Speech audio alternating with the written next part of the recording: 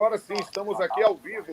Estou vendo aqui na tela e temos a oportunidade de bater um papo com todo mundo que está nos acompanhando nesse momento, falando especificamente sobre um tema que pode ser realmente de grande relevância pragmática, né? Que é advogando nas reclamações típicas da pandemia. Esta transmissão aqui é a primeira transmissão ao vivo que faço no meu canal no YouTube, né? Aqui numa provocação aqui do professor e advogado Antônio da Lapa, e que me convidou para fazer essa transmissão juntamente com meus estimados colegas, né? José Cairo Júnior, que foi meu colega de concurso, meu colega também atuou comigo na mesma unidade jurisdicional, e Fabiano Veiga, que foi meu aluno na graduação e hoje meu colega também professor. E aí estamos hoje aqui, já batendo esse papo, eu estou acompanhando na tela, para mim está sendo uma experiência absolutamente nova, em que eu estou transmitindo aqui pelo meu celular e acompanhando aqui na tela do notebook para verificar essa transmissão. Estou vendo aqui todo mundo bonitão participando pela primeira vez nessa oportunidade.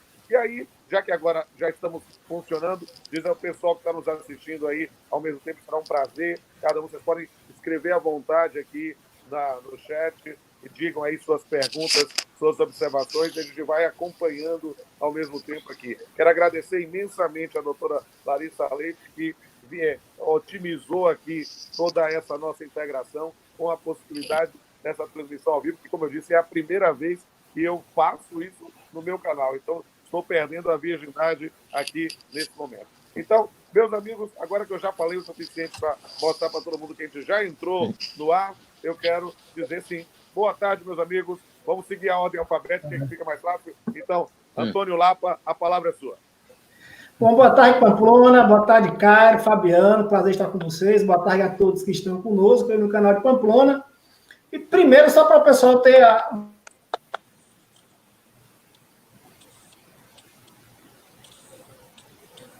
Alô? Lapa caiu? Não, estou aqui. Estão me vendo? Fala aí, Lapa. Agora sim. Pronto. Agora sim. Talvez o pessoal não conheça ainda uma plataforma chamada Termômetro Covid-19 na Justiça do Trabalho. É uma das plataformas que existem hoje justamente para medir a quantidade de novos processos nesse período de pandemia. Existem dados aí de várias plataformas, mas essa plataforma especial é uma plataforma que eu gosto bastante, e ela está falando que existem 23.644 novos processos, com um valor médio de R$ 53.567 cada um. E nesses processos cita-se o nome Covid, pandemia, corona ou coronavírus. Então a plataforma ela chega a pesquisar até esses detalhes em relação ao conteúdo dos processos. Então percebam que é algo realmente relevante no que diz respeito à nossa prática. E não só a quantidade de processos cresceu também o número de mediações. Só para nossos ouvintes aí, o pessoal que está conosco aí, os telespectadores do YouTube, terem uma noção, o Tribunal, o TRT do Rio Grande do Sul, reportou um aumento de 156% nos casos de mediação nesse período de pandemia. Então, enquanto a reforma trabalhista, em um certo momento, jogou as ações trabalhistas para baixo, esse momento de pandemia está jogando as ações trabalhistas para cima. O que, ao meu ver, só reforça o caráter de importância que a Justiça do Trabalho sempre teve para mediar conflitos nessa fase especial aí da nossa vida, não só do Brasil, do mundo como um todo, né, mas especificamente hoje da Justiça do Trabalho brasileira. Se vocês quiserem, eu posso começar agora falando sobre o objeto desse processo. Não, mas vamos um pouquinho. Lapa está muito ansioso, Lapa. Vá com calma. Nós estamos abrindo. Você está só dando a saudação ao pessoal. E aí eu vou passar a palavra assim agora para Fabiano, seguindo a ordem alfabética, Fabiano poder também fazer a saudação sobre a importância desse tema. Boa tarde, meus amigos. Boa tarde, Cairo Júnior. Boa tarde, Rodolfo Pamplona. Boa tarde, meu grande amigo Antônio da Lapa. É um prazer estar aqui com vocês para tratar de um tema tão relevante que se refere às ações trabalhistas em tempo de pandemia. Como da Lapa falou, como o Antônio mencionou, com certeza é um tema que está e estará no nosso cotidiano trabalhista do dia a dia por muitos e muitos anos. Então, faz-se necessário nós estudarmos essas temáticas para que a gente, de fato, se prepare para enfrentar na atividade jurisdicional ou na advocacia trabalhista, como no caso de Antônio. Beleza. E agora sim, vamos ouvir Riquinho da Advogata J, José Cairo Júnior, meu colega tão brilhante, ativo e proativo. Já fiz live com ele e tenho a oportunidade também de perder a virgindade no canal no YouTube. É algo sensacional também. Cairo, a palavra é sua. Quero agradecer o convite a participar dessa live, que trata de um assunto bastante polêmico. Cairo, não estou te ouvindo. Liga seu microfone. Só você que não está me ouvindo? Peraí. Eu estou ouvindo. Tá ouvindo. Todo mundo ouvindo, Rodolfo. Eu não estou ouvindo, Cairo. Fala assim, vocês estão ouvindo, tá valendo. Ó, Rodolfo, enquanto eu estou falando, alguém coloca no chat aí para ele sair e entrar de novo. Cairo, não estou te ouvindo. Liga seu microfone. Tá ligado aqui. Peraí. Eu estou ouvindo. Bem, siga aí, Cairo. Eu vou ouvir pelo YouTube. Tá, veja pelo YouTube aí que tem um delay de 10 segundos, mas era isso que eu ia dizer, agradecer por participar dessa live com pessoas tão importantes que são cientistas do direito do trabalho, do processo do trabalho, e vamos discutir aí. Só para dar uma adiantadazinha na temática aí, eu vou apresentar, logo depois que a gente começar a falar sobre as ações em si, os números daqui do nosso TRT, que a gente tem aqui pelo BI, dá para a gente saber, Lapa já começou a falar aí sobre os números no Brasil inteiro, e eu vou falar um pouco depois aí sobre os números aqui na Bahia. Pode prosseguir aí, Rodolfo. Eu vou apresentar, logo depois que a gente começar a falar sobre as ações em si, os números daqui do nosso TRT. A gente tem aqui pelo BI, dá para a gente saber, Lapa já começou a falar aí sobre no Brasil inteiro, e eu vou falar um pouco depois aí sobre os números aqui da Bahia. Pode prosseguir aí, Rodolfo. Pronto, vou prosseguir então agora. Tive um delayzinho, mas acho que agora está compreendido. E aí, o que é interessante falar? Eu acho que Lapa já abriu bem essa questão em verificar que justamente nós estamos vendo uma mudança de paradigma. Por quê? Porque, de fato, nós estávamos pensando na disciplina jurídica das relações de trabalho, né, no pós-reforma trabalhista, nós estávamos num período meio de ostracismo, seja no que diz respeito ao direito material ou processual. E o que é que a gente viu com a pandemia? Uma retomada do protagonismo, né, dessa disciplina jurídica das relações de trabalho, seja no direito material, com essa verdadeira pandemia de MPs que vivemos, mas também no campo do direito processual, seja numa fase de estímulo ou exortação à negociação coletiva, às vezes com alguns tribunais. Eu fiz uma live com o vice-presidente do TRT da 4ª Região, com a ideia especificamente de atuar numa mediação, né, delegando muitas vezes ao juiz de primeiro grau essa aproximação para formar um acordo ou convenção coletiva, seja na própria discussão da teoria da imprevisão, seja nesse momento de retomada das audiências pela via virtual. Nós vemos realmente o trabalho tomando um protagonismo, e isso, sem sombra de dúvida, é algo a se destacar. E aí, nessa rodada, vamos fazer nessa forma de rodada, é interessante cada um trazer as informações ou as impressões que tem desse momento. Por isso, eu passo a bola agora para a Lapa. Lapa, a palavra é com você. Perfeito. Sobre os dados, já falei ali no início, e em relação ao objeto dessas reclamações trabalhistas novas que têm surgido, eu posso destacar a prevalência e discussões em torno da aplicabilidade ou não da teoria do fato do príncipe ou de uma situação de força maior. Particularmente, eu não sei qual a opinião de Fabiano, Cairo e Pamplona sobre isso, mas particularmente eu penso que não é o caso de aplicação de fato do príncipe, porque essa situação de extinção de contrato de trabalho por meio de fato do príncipe, a meu ver, só teria lugar realmente se a administração pública estivesse agindo por meio de um juízo de conveniência, oportunidade, como ocorre em desapropriações, por exemplo. E também, nessa situação, eu vejo o poder público como um garantidor da saúde pública. E aí, Luciano Martinez, ele fala também daquela questão da inexigibilidade de conduta diversa nessa situação. Então, particularmente, não vejo como correto as empresas que estão dispensando empregados, extinguindo contratos de trabalho com base na teoria do fato do crime. Inclusive porque a medida provisória número 927 de 2020, ela deixou claro que a hipótese é de força maior e não de fato do príncipe. Não é só para que o pessoal que nos acompanha fique ciente, está circulando aí nas redes sociais, por exemplo, que a rede de churrascarias Fogo de Chão, né, isso nós podemos falar publicamente, porque está em todos os meios de notícias aí, dispensou centenas de empregados, salvo engano, 690, e não pagou o FGTS, a multa de 40% e nem o aviso prévio, alegando o fato do príncipe, não pagou e ponto final. Não é por acaso que o Ministério Público do Trabalho ingressou com uma ação, o Ministério Público do Trabalho Carioca, contra a Fogo de Chão, pedindo a indenização aí de 70 milhões de reais, notícia de ontem, da UOL, inclusive. E essa situação que a Fogo de Chão fez também tem sido seguida por muitas empresas em nosso país. Daí porque nós temos visto, dentre os pedidos e causas de pedido, esse número de processos que tem subido no país como um todo, essa aplicação, ao meu ver, é equivocada de teoria de fato do príncipe.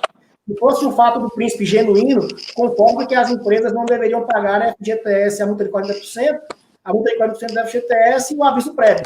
Mas, ao meu ver, não é o caso. Ao meu ver, não é o caso. Se houver Vamos uma passar para Fabiano dizer a opinião dele. Vamos jogar para Fabiano falar agora. Eu não estou ouvindo o Fabiano. Ó, gente, eu vou entrar e sair. Fabiano. Entra e sai. Pronto. Pronto. Ok, agora acolho integralmente as razões aí de Antônio da Lapa, no sentido de que, de fato, a extinção do contrato de trabalho em razão da pandemia não se configura fato do príncipe pelo fundamento que ele utilizou. A ideia de inexigibilidade e conduta diversa da administração pública, que diante de um fato realmente excepcional, diante de uma pandemia que gera um estado de calamidade pública e de emergência em saúde pública, o próprio Estado cria restrições a locomoções, a suspensão de algumas atividades, mas é difícil imaginar que haveria outro caminho para o Estado que não tomar essas medidas. É certo que o fato de se configurar um fato do príncipe não reduziria a possibilidade de solvência dos créditos trabalhistas. Na verdade, seria algo que até ampliaria a possibilidade de pagamento. Mas eu compreendo que seria uma hipótese muito excepcional e que, de fato, não é possível imputar ao Estado essa responsabilidade. Cairo. Ó, veja bem, eu tenho uma posição diferente. No meu caso, eu acho que há tanto a força maior como o fato do príncipe. Então, para identificar qual é que deve ser aplicado no caso concreto, você tem que utilizar a teoria da causa mais próxima, da causa imediata eficiente, se é a força maior ou se é o fato do príncipe. Porque quando o poder público é dito o ato, ele pode estar diante de uma conduta que, digamos, de um ato vinculado ou de um ato discricionário. Digamos, se a administração pública não tem outro caminho, senão editar um decreto e determinar o fechamento do comércio, por exemplo, então há uma prevalência da força maior. Mas se a administração pública ela tem 2 caminhos, 3 ou 4 caminhos, e ela opta por um caminho, então isso não é um ato vinculado, isso é um ato discricionário. Então, somente a análise de cada caso concreto é possível você identificar se vai prevalecer o fato do príncipe ou se vai prevalecer a força maior. Mas os dois estão presentes. O fato do príncipe existe porque há a edição de um ato governamental que determina o fechamento temporário de uma empresa, mas motivado por uma força maior. Então, em cada caso concreto, você vai ter que identificar qual é que vai prevalecer, se é o fato do príncipe ou se é a força maior. Mas os dois estão presentes. O fato do príncipe existe porque há a edição de um ato governamental que determina o fechamento temporário de uma empresa, mas motivado por uma força maior. Então, em cada caso concreto, vai ter que identificar qual é que vai prevalecer, se é o fato do príncipe ou se é a força maior. Bem, eu vou também dar um pitaco também nesse aspecto, né, que eu estou aqui rebolando e colocando o volume ao mesmo tempo. Mas estou já diminui aqui. Agora posso falar. Bem, amigo, na verdade eu concordo com o Cairo também.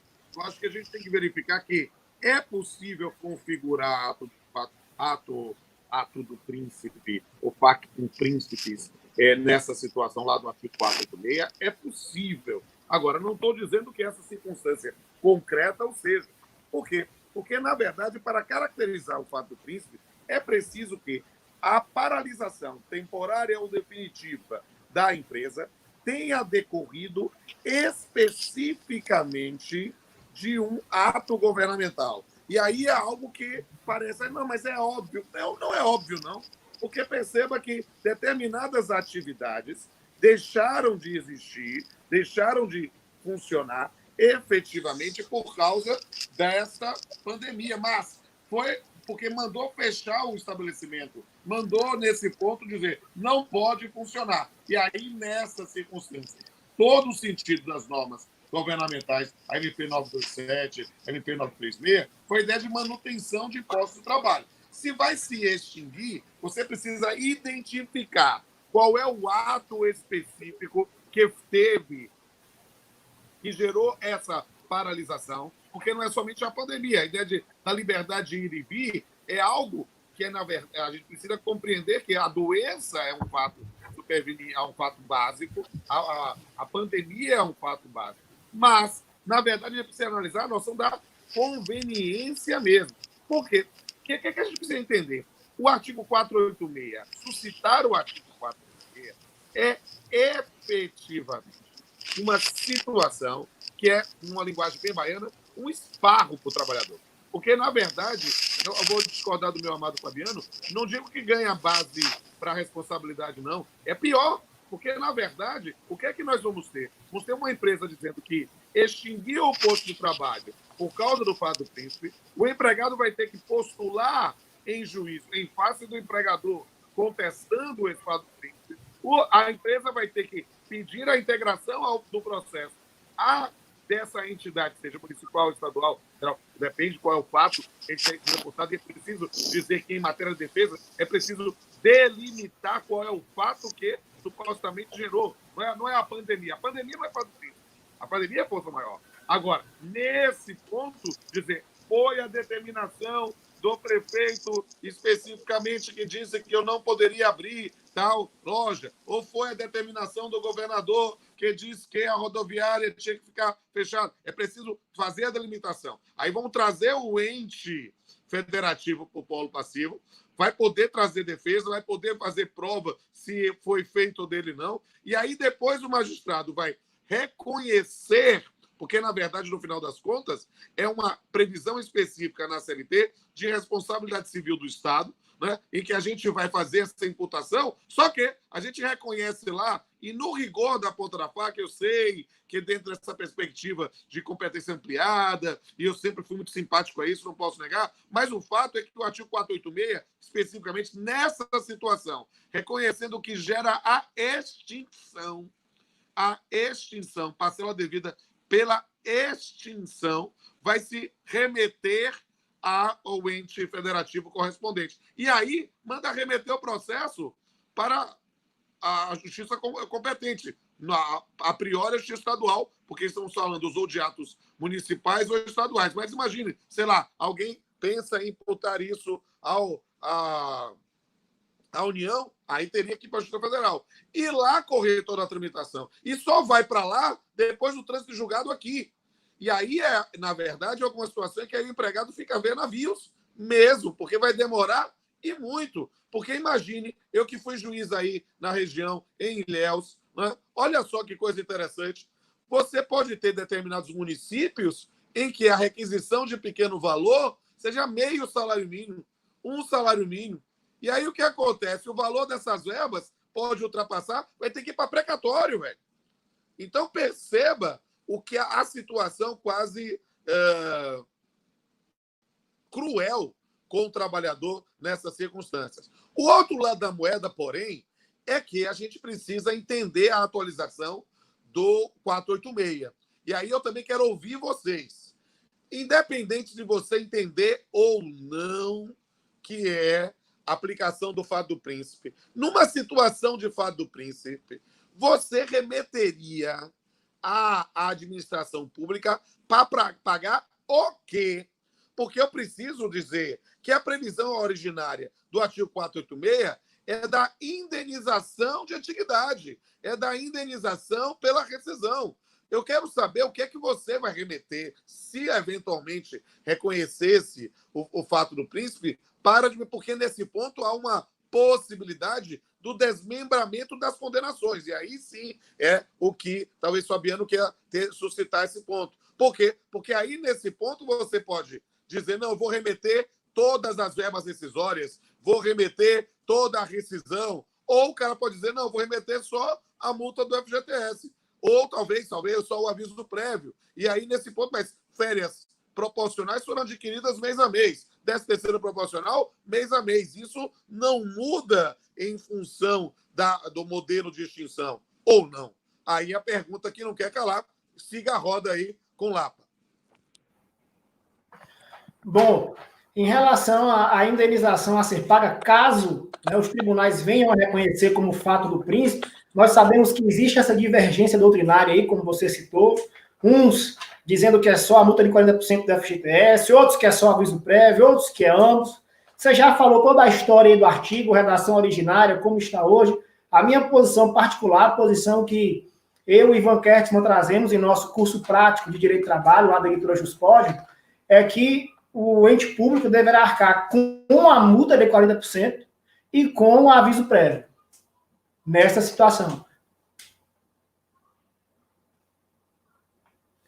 Tá mudo, Fabiano, seu microfone. Pronto.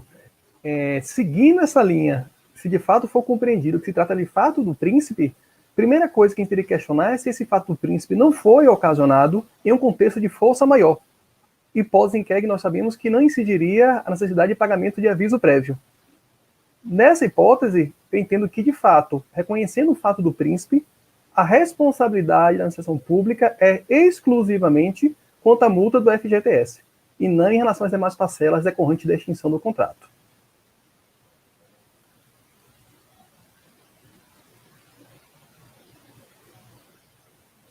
Agora sim.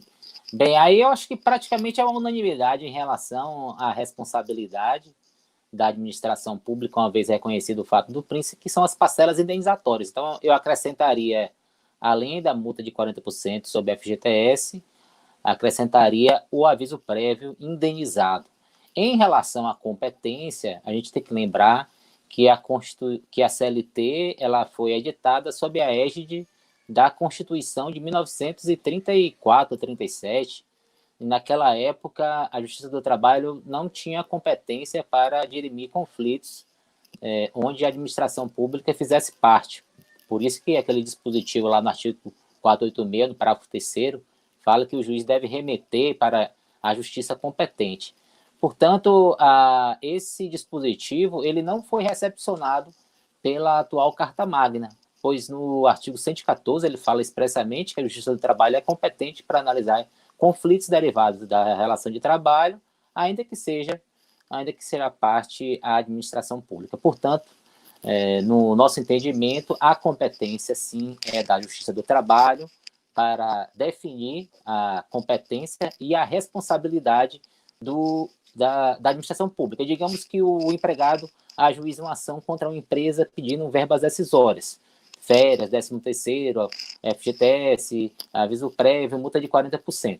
Então, uma vez a empresa notificada para apresentar defesa, ela argua a responsabilidade da administração pública, seguindo aí o caput do artigo 486, e, no caso, o juiz reconhecendo a responsabilidade do ente público, que seria o município, o Estado ou a União, seria atribuída a responsabilidade pelo pagamento da multa de 40% e do aviso prévio de indenizado, e não teria como você, digamos, repartir essa demanda, mesmo porque a competência seria da Justiça do Trabalho. Então, no caso, o juiz reconheceria a responsabilidade do ente público para o pagamento da multa de 40% e do aviso prévio indenizado, e reconheceria a responsabilidade da empresa para pagar as demais verbas rescisórias.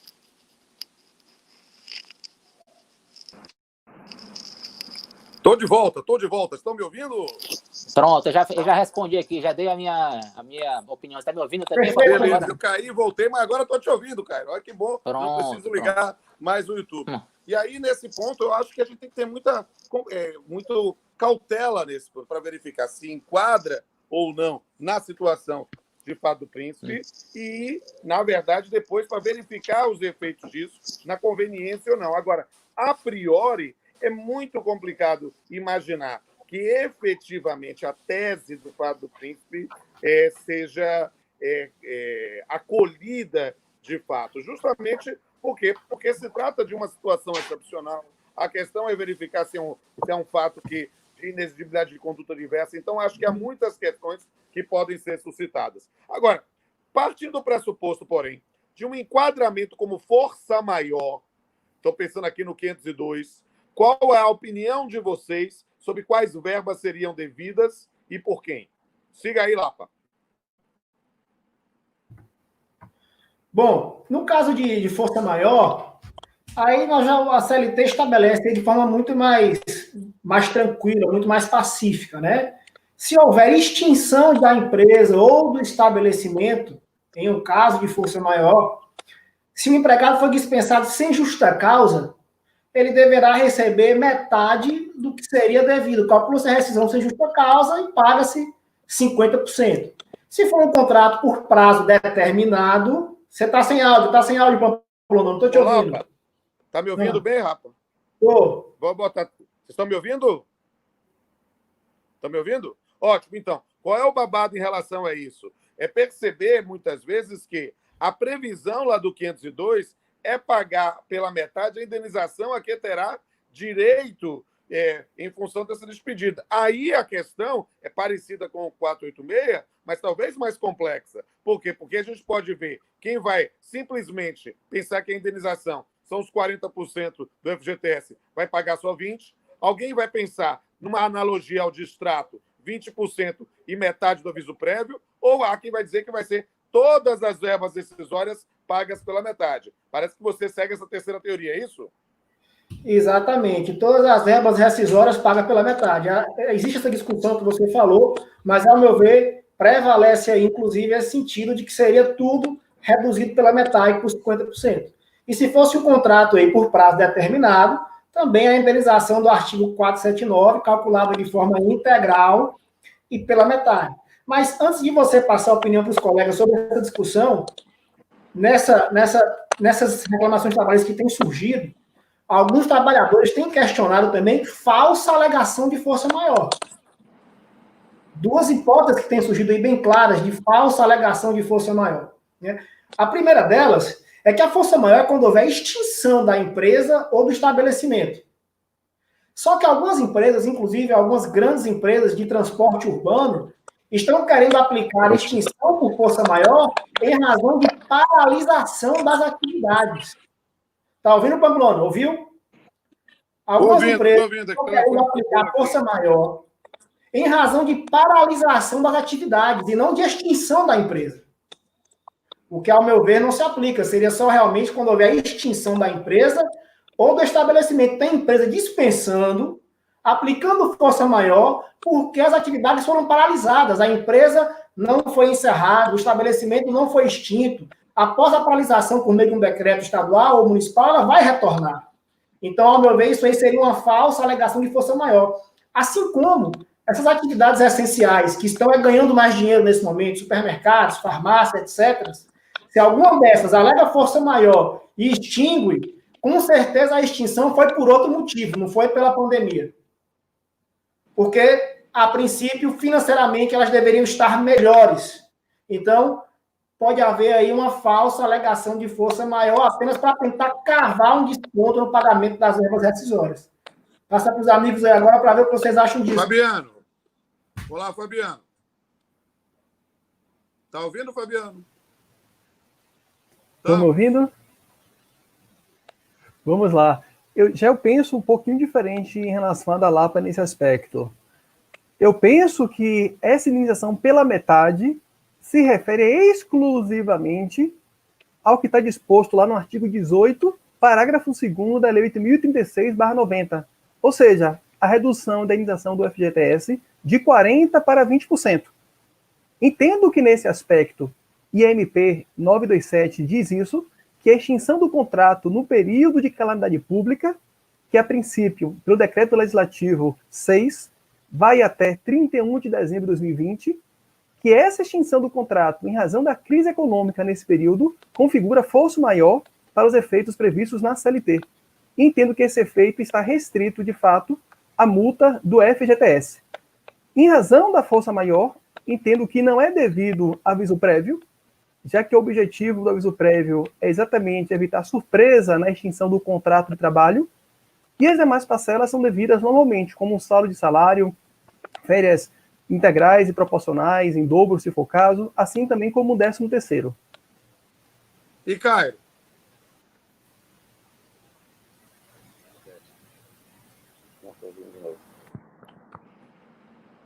Se não existisse esse dispositivo na CLT, o empregado com um contrato rompido por força maior nada receberia a título de verba indenizatória, porque você aplicaria o disposto no Código Civil, que parece que é o artigo 393, que diz que no caso de extinção por força maior de contrato, resolvido o contrato, não paga nenhuma indenização.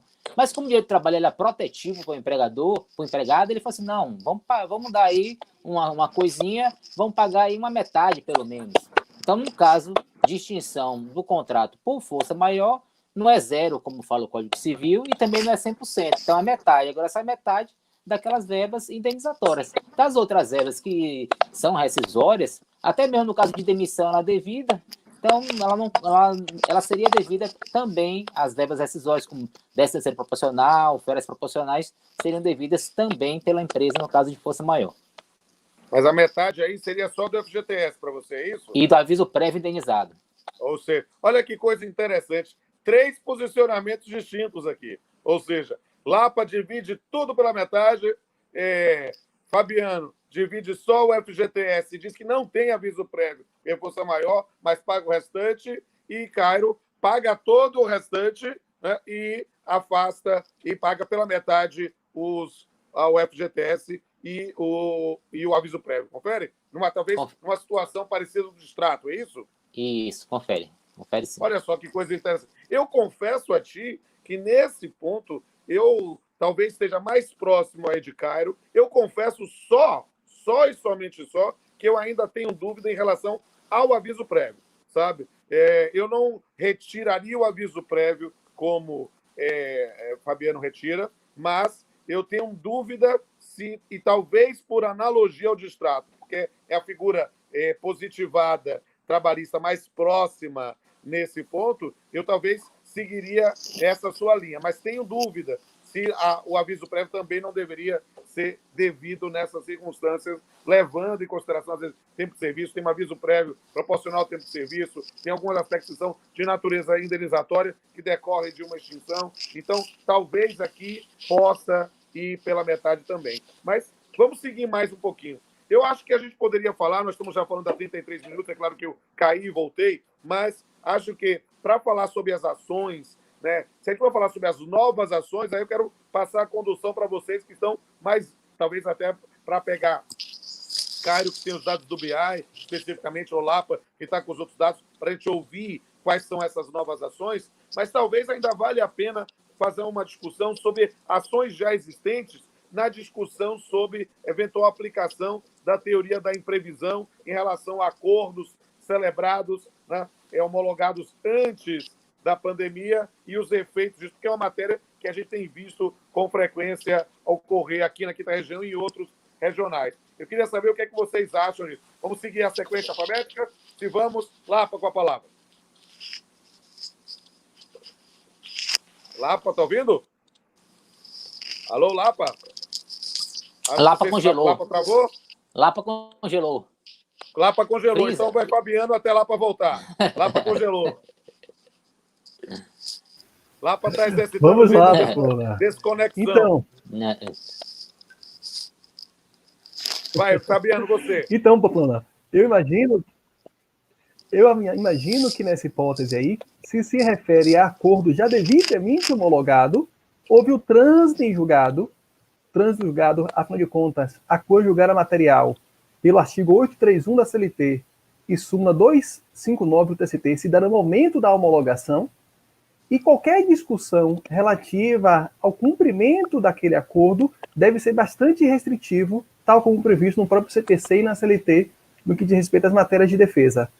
Então, penso que a coisa julgada material ela não pode ser relativizada sob esse aspecto, de sorte a permitir a revisão pura e simples desses acordos já homologados pela mera alegação de dificuldade financeira.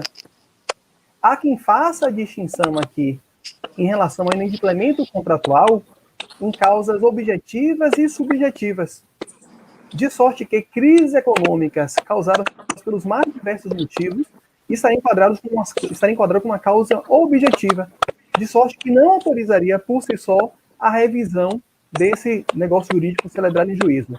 Diferentemente, poderíamos discutir no que diz respeito à cláusula penal, já que imaginaria aqui um inadimplemento por culpa, enfim, do executado, do obrigado daquela obrigação. É isso. Cairo, a palavra é sua.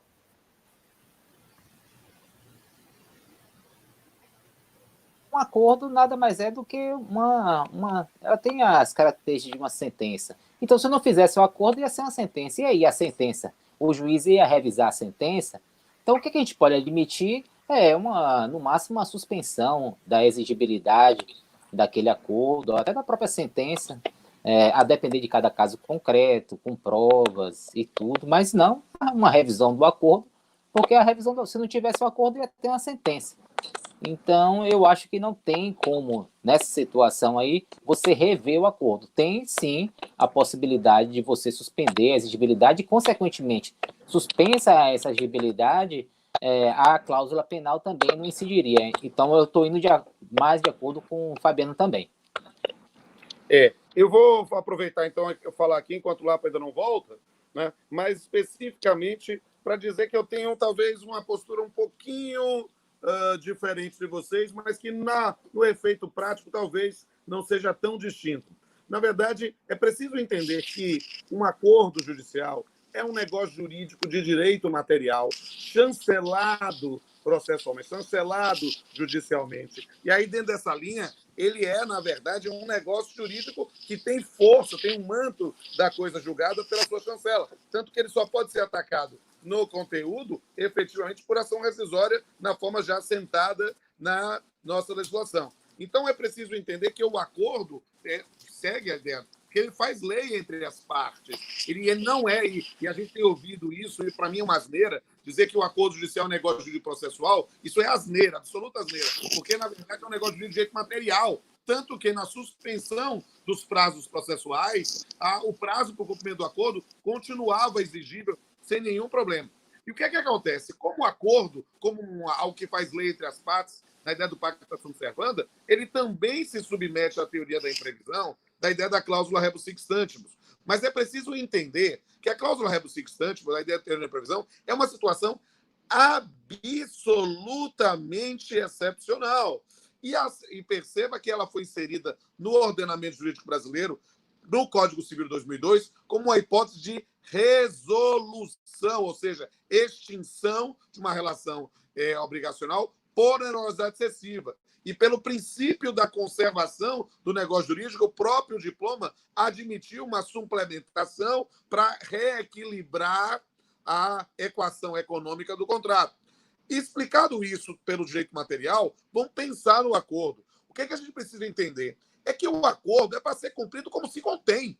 Não tem discussão. Esse tipo de postura que colegas nossos da Justiça Estadual de outros estados estão fazendo de reduzir 10%, 20%, 30%, é voluntarismo jurídico, é quebra de segurança, não faz nenhum sentido.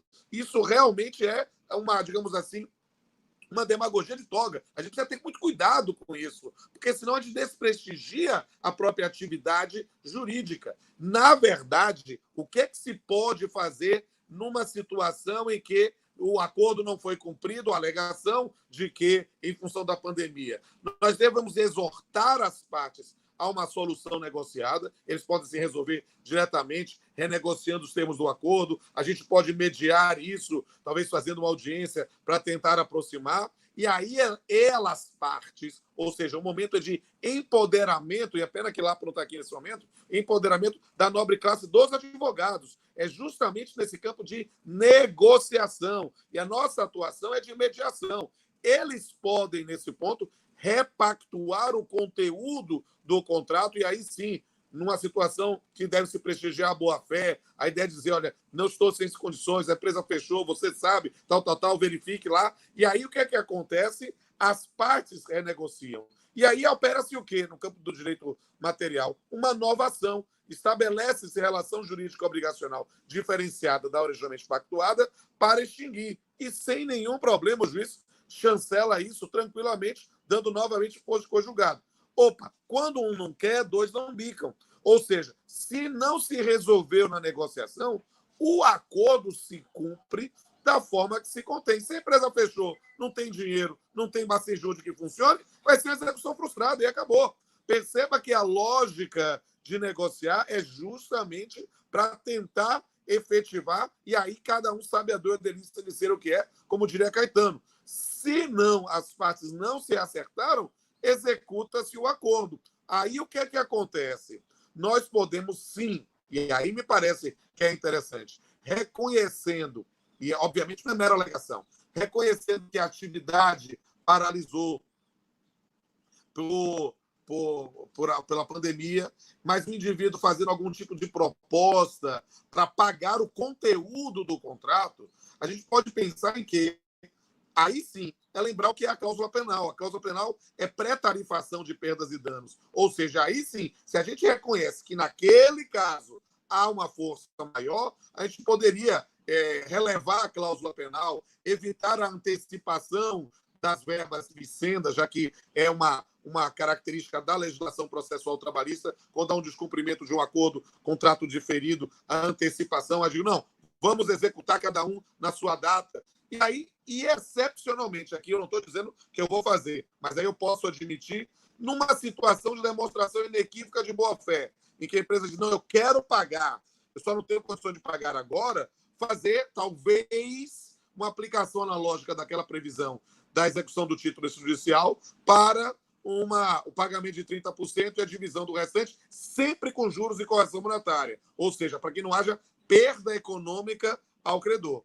Se nada disso é possível, executa-se e aí vai efetivamente fazer esses chutes que eu tenho visto. Reduzir 10, reduzir 20, reduzir 30, é chute. A única possibilidade efetiva em que eu posso imaginar isso é se nós temos uma equação econômica que demonstra especificamente qual é o valor da perda que o indivíduo teve para pensar. O resto é voluntarismo. Eu vou nessa linha também. Acho que é possível, sim, nos acessórios, não no principal. O principal é a autonomia da vontade. Mais do que coisa julgada, é a obrigação efetivamente assumida. Olha, Lapa ainda não voltou, então vou puxar o tema enquanto ele não volta, e aí eu vou dar a palavra para Cairo diretamente, porque Cairo tem os dados do BI, nosso BI, né, especificamente sobre a questão dessas novas ações, ou as ações que têm surgido na pandemia. Cairo, a palavra é sua. Tá aqui, pronto. Ao contrário do que Lapa disse, isso deve ter acontecido em nível nacional, mas em nível regional, aqui no nosso TRT, a quantidade de processos caiu drasticamente. E já havia caído por conta da reforma trabalhista. A reforma trabalhista, o impacto que teve sobre os processos do nosso TRT5 foi a queda de 40%, em média 40 e poucos por cento. E em março e abril desse ano, ou em abril e maio desse ano, essa queda que era de 40% já aumentou mais 40%. Eu vou dar os números aqui agora, mas, no geral, a quantidade de processos caiu. Mas desses processos que entraram, lógico que a maioria tem como fundamento algo relacionado com a pandemia, que a gente tem visto aqui na prática. Mas vou apresentar os números aqui. No mês de abril de 2019, nós recebemos 6.615 processos, enquanto que em 2020 foram 3.858 processos. Já no mês de maio do ano passado, nós recebemos 7.752 processos, e até hoje, dia 27, nós recebemos 3.228. Então, tudo indica que a quantidade de processos desse mês de maio vai ser mais ou menos parecido com o mês passado, que foi 3.858. Então, a quantidade de processos vem caindo. vem caindo por conta da pandemia que, de certa forma, limita o contato da parte com o advogado. Mas eu quero dizer uma coisa, Caio. É interessante falar que há uma queda, para mim é evidente, até mesmo porque as pessoas estão tentando sobreviver. Nós temos sempre conhecidos, e já estamos nessa fase, os nossos conhecidos contaminados pela Covid. Então, a gente precisa efetivamente compreender que não houve a cessação de ajuizamentos, houve uma diminuição, ou seja, de fato, as pessoas não estão obstaculizadas a deduzir a pretensão em juízo, mas sim, claro, estão analisando a convivência, a conveniência de fazê-lo. E isso, para mim, é uma coisa muito interessante, sabe por quê?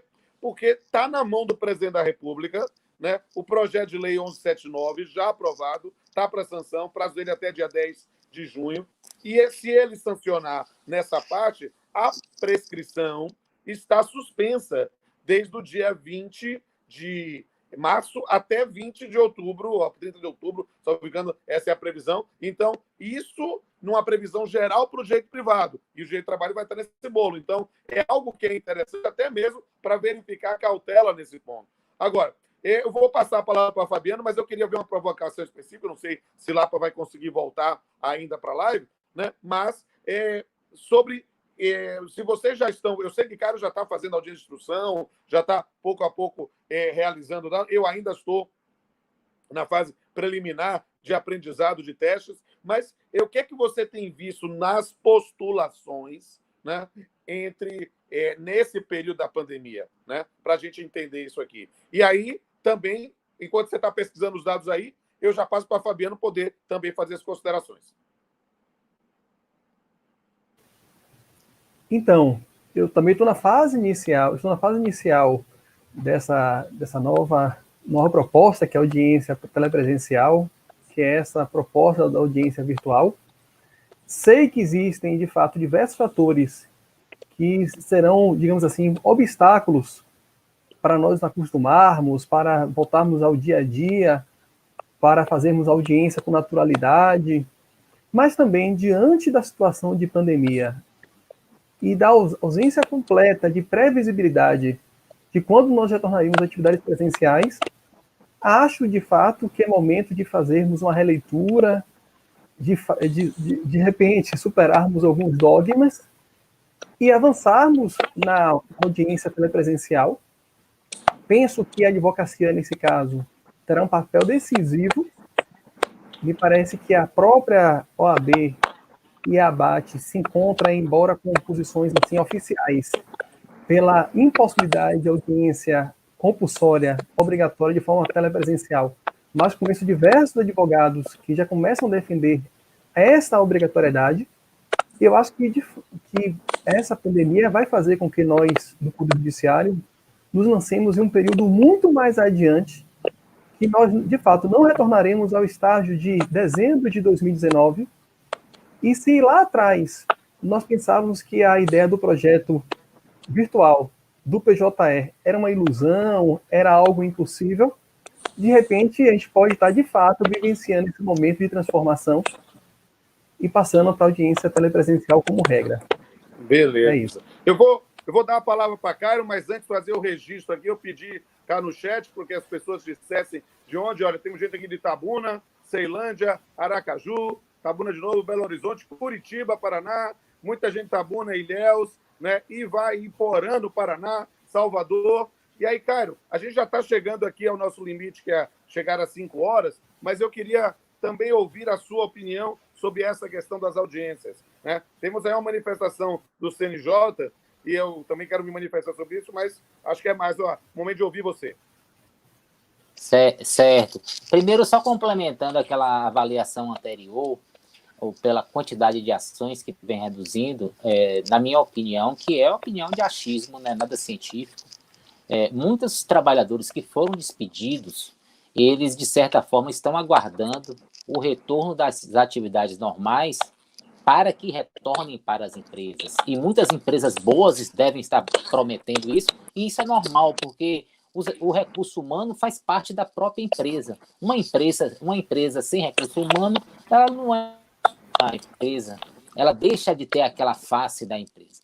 Então, eu acho que eles estão aguardando isso, e nem todos aqueles que foram despedidos estão ajuizando reclamações trabalhistas.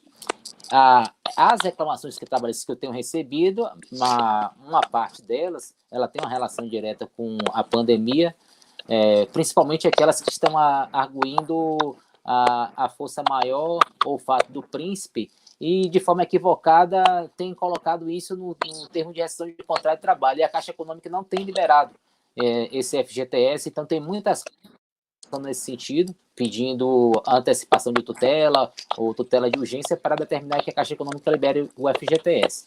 E em relação sobre essa questão, já foi emitida uma circular da Caixa Econômica para poder admitir a liberação sem precisar de sentença judicial. Mas realmente aconteceu isso e eu deferia algumas liminares também nesse sentido. Agora muitos gerentes não têm conhecimento dessa, por incrível que pareça, muitos gerentes não têm conhecimento dessa circular. Essa circular, ela aprovou o novo regulamento manual da FGTS, que é o número 11, e ela deixou de exigir que tenha uma sentença reconhecendo a força maior. Então, de forma administrativa, dá para liberar. Em relação à audiência, eu sou um entusiasta das audiências telepresenciais, todos aqueles argumentos que se utilizam.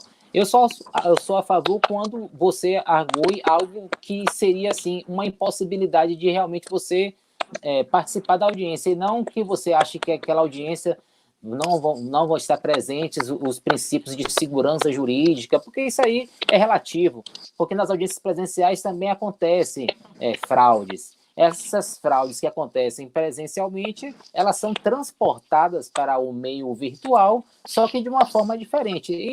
E a gente não vai deixar de fazer audiência presencial porque pode haver a possibilidade de fraude. Agora, quando de fato há uma impossibilidade física por ausência de equipamentos ou de internet, é claro que não tem como você forçar a realização. Mas eu estou vendo muita resistência por parte dos advogados de realizar essas audiências, muitas resistências dos próprios magistrados, porque é uma coisa nova. E o novo muitas vezes assusta. Mas eu acho que a gente deve enfrentar e tentar realizar, na medida do possível, algumas audiências, porque o maior prejudicado com a não realização das audiências é o próprio jurisdicionado, e principalmente a parte autora. E a parte autora na Justiça do Trabalho é o trabalhador que depende desse dinheiro para a sua sobrevivência. Eu confesso a ti, Caio, que eu vi a decisão do CNJ e eu confesso que eu já estava falando exatamente no sentido dela. Eu acho que a audiência virtual, nesse período de excepcionalidade, ela deve ser um negócio jurídico processual.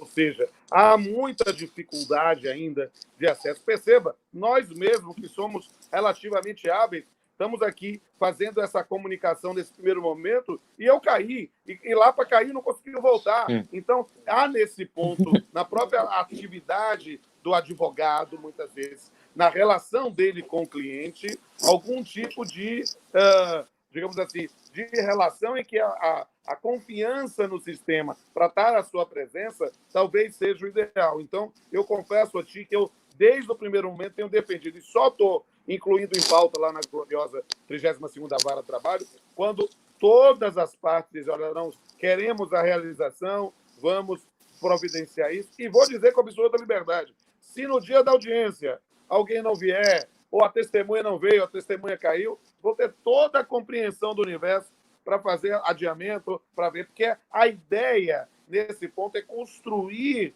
uma nova cultura. A gente tem, na verdade, uma esperança que a pandemia passe e a gente volte para as audiências presenciais em algum momento. Então, já que é, dentro dessa esperança, uma situação absolutamente transitória, eu acho que a gente talvez tenha que ter essa cautela.